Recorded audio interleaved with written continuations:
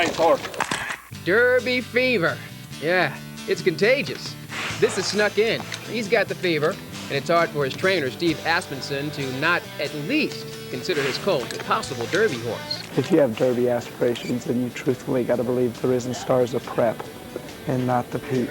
The Risen Star Stakes will mark his 3-year-old debut and be the first of several Kentucky Derby tests. Try to find a decent spot today. The middle's pretty tore up, but to realistically think Derby, you have to point at it. I don't think you can just try to win every prep that they set up.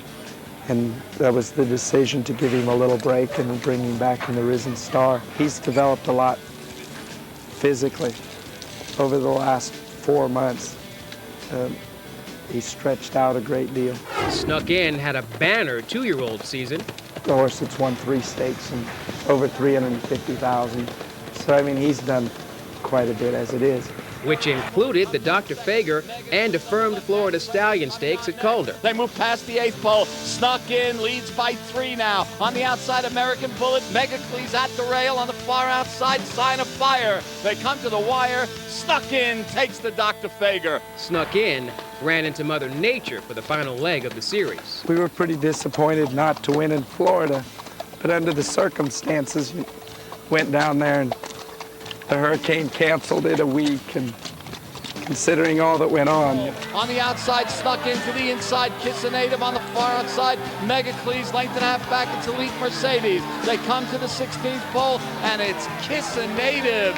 His final race of his 2-year-old season came in the $200,000 GalleryFurniture.com Juvenile at Sam Houston. I think it was his best performance considering, going 2 turns and being further.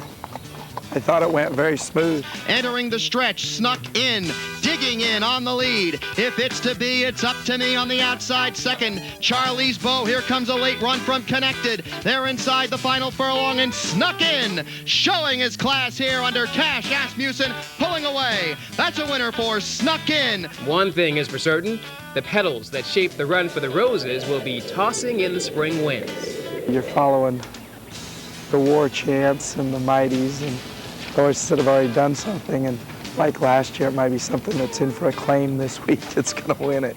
For a horse like Snuck in to be able to go 1.25 miles the first Saturday in May, that's a question nobody can answer. Guess I gotta take the bull by the horns.